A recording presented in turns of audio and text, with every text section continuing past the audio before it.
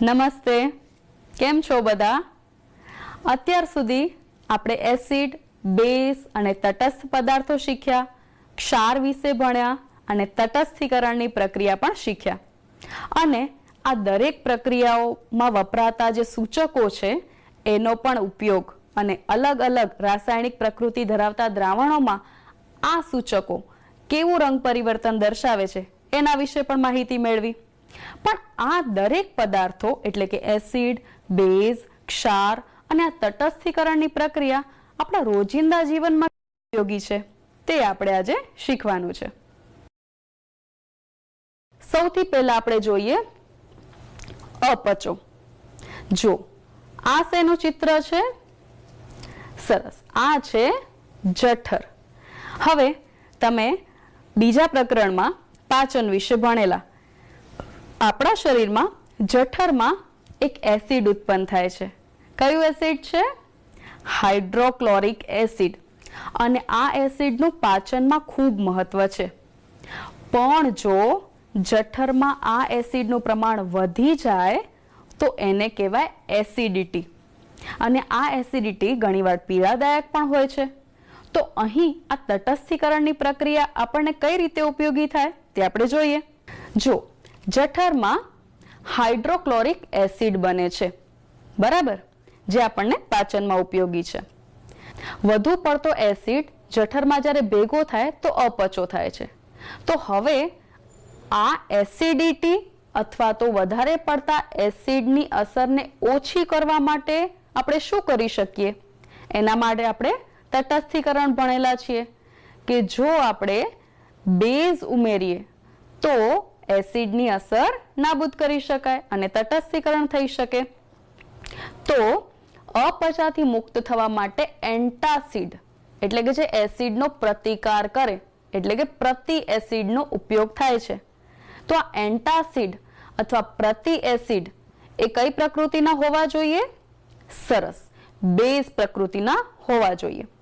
એટલે આપણે milk of magnesia એટલે કે મેગ્નેશિયમ હાઇડ્રોક્સાઇડ, પણ એને સામાન્ય રીતે આપણે મિલ્ક ઓફ મેગ્નેશિયા કહીએ છીએ, આવા બેઝિક પદાર્થનો ઉપયોગ કરવામાં આવે છે.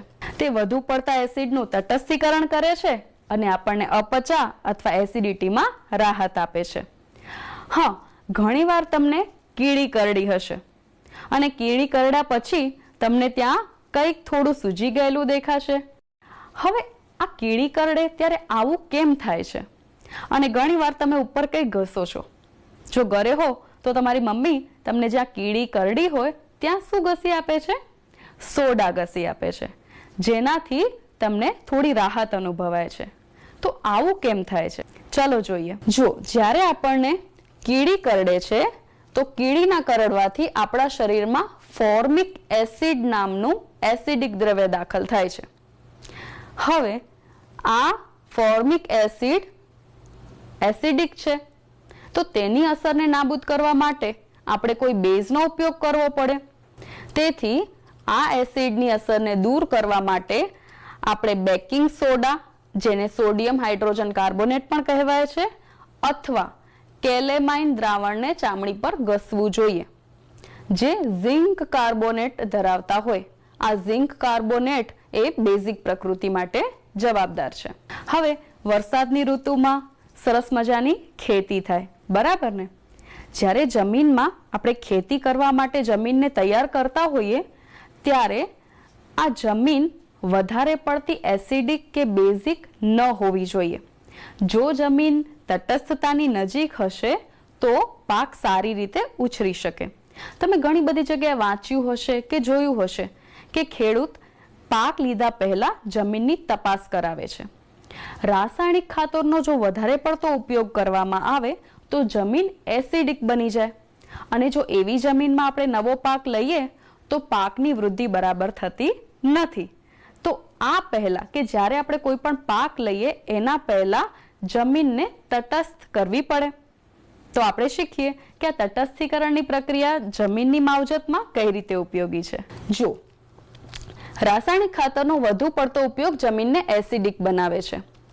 વધુ પડતી એસિડિક કે બેઝિક જમીનમાં છોડવાઓનો યોગ્ય વિકાસ થતો નથી. હવે જો જમીન એસિડિક હોય તો આપણે તેનું તટસ્થીકરણ કરવા માટે બેઝિક પદાર્થો ઉમેરવા પડે. ક્વિક લાઇમ એટલે કે કેલ્શિયમ ઓક્સાઇડ અથવા સ્લેક્ડ લાઇમ એટલે કે કેલ્શિયમ હાઇડ્રોક્સાઇડ આવા બેઝિક પદાર્થો એસિડિક જમીનમાં ઉમેરવાથી જમીન તટસ્થ બને. તે જ રીતે જો જમીન બેઝિક હોય તો તેમાં એસિડિક પદાર્થો ઉમેરવા પડે, જેવા કે જૈવિક પદાર્થ. જૈવિક પદાર્થ એટલે કે સજીવો, સૂક્ષ્મ જીવો. આવા જૈવિક પદાર્થો શું કરે તો એ લોકો એસિડ મુક્ત કરે છે અને તેના લીધે જમીન એટલે કે બેઝિક જમીન તટસ્થ બને છે અને પાકની વૃદ્ધિ યોગ્ય રીતે થઈ શકે. તો આ રીતે જમીનને તટસ્થ કરી અને પછી પાક લેવાથી ખૂબ સારો પાક ઉગાડી શકાય.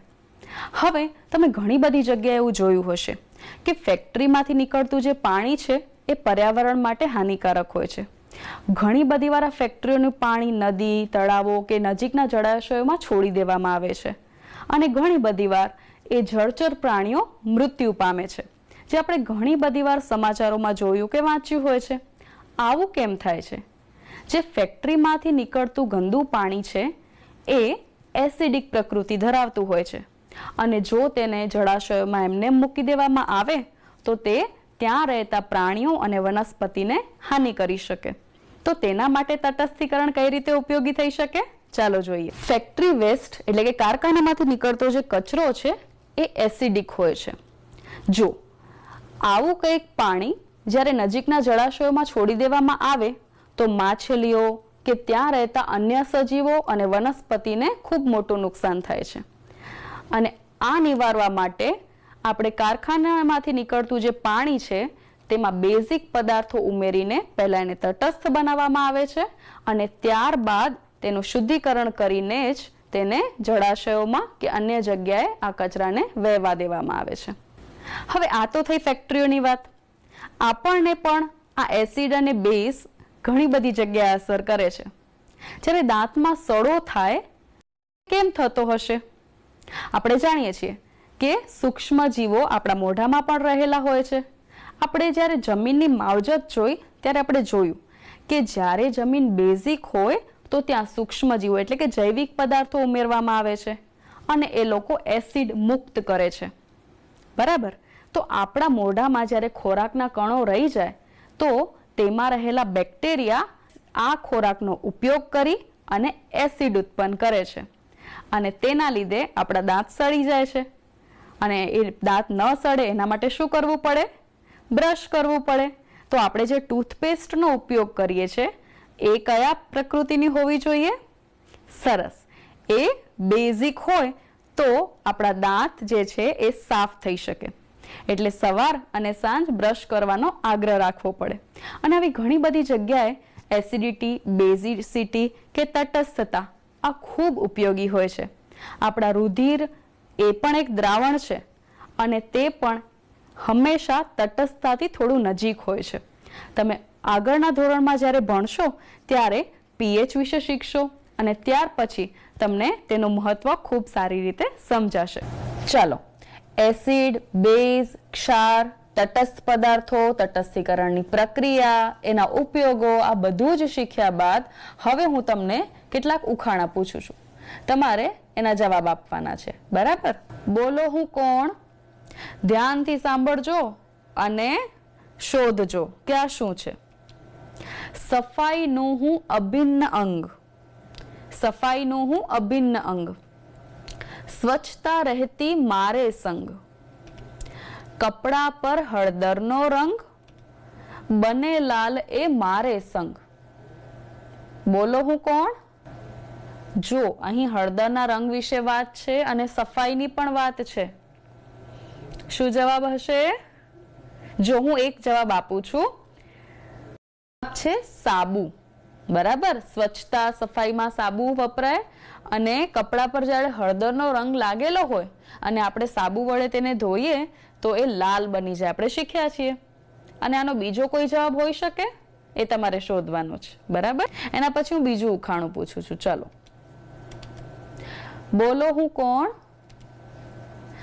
રસોડામાં રહેતી હું બારે માસ, લિટમસને ન આપું અણસાર, મીઠાઈ મારા વગર બેસ્વાદ, શરબતને ચામાં હું આપું સ્વાદ. બોલો હું કોણ? વિચારો.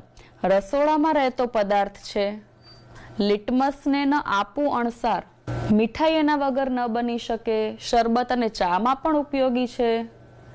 શું હશે? સરસ, ખાંડ. કારણ કે ખાંડ એવો પદાર્થ છે જે તટસ્થ છે, એટલે લિટમસને ન આપવું અણસાર, કોઈ પણ લિટમસ પત્ર પર ખાંડના દ્રાવણની અસર થતી નથી અને મીઠાઈ, શરબત, ચામાં પણ વપરાય છે. બરાબર. ચલો એના પછી બોલો હું કોણ? શાકભાજીમાં હું લાલ, ભૂરા લિટમસને પણ કરું લાલ, હળદર પત્રને ન કરું હેરાન, જાસૂદના રસમાં હું ગુલાલ. બોલો હું કોણ? જુઓ, એ શાકભાજીમાં લાલ રંગનું છે, ભૂરા લિટમસ પત્રને પણ લાલ કરે છે, હળદર પત્રને ન કરું હેરાન, હળદર પત્ર પર અસર નથી કરતું, પણ જાસૂદના રસમાં હું ગુલાલ, એટલે જાસૂદને ગુલાબી કરે છે. શું હશે આ? શાબાશ, ટામેટું. આનો જવાબ છે ટામેટું. બરાબર. એ ભૂરા લિટમસ પત્રને લાલ કરે કારણ કે એસિડિક છે, હળદર પત્રને અસર ન કરે પણ એસિડિક છે, એટલે જાસૂદના રસમાં એ ગુલાબી રંગ આપશે.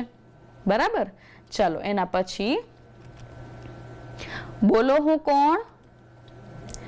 તમારા જીવનની હું જીવા દોરી, દ્રાવણ બનાવવું એ મારી જવાબદારી, ન હું એસિડિક ન હું બેઝિક, રાખું સૌને હું જીવિત.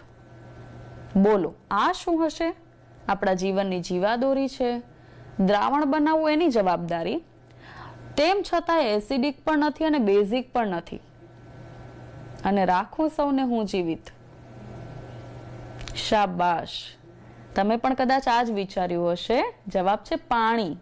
બરાબર. આપણા જીવનની જીવાદોરી છે, દરેક દ્રાવણ બનાવવા પાણીની જરૂર પડે, પણ પાણી પોતે તટસ્થ છે, એટલે એસિડિક પણ નથી અને બેઝિક પણ નથી, અને આપણને સૌને જીવિત રાખે છે. બરાબર ને? અને આવા કેટલાક પદાર્થો વિશે તમે પણ ઉખાણા બનાવીને તમારા ઘરે અને મિત્રોને પૂછજો.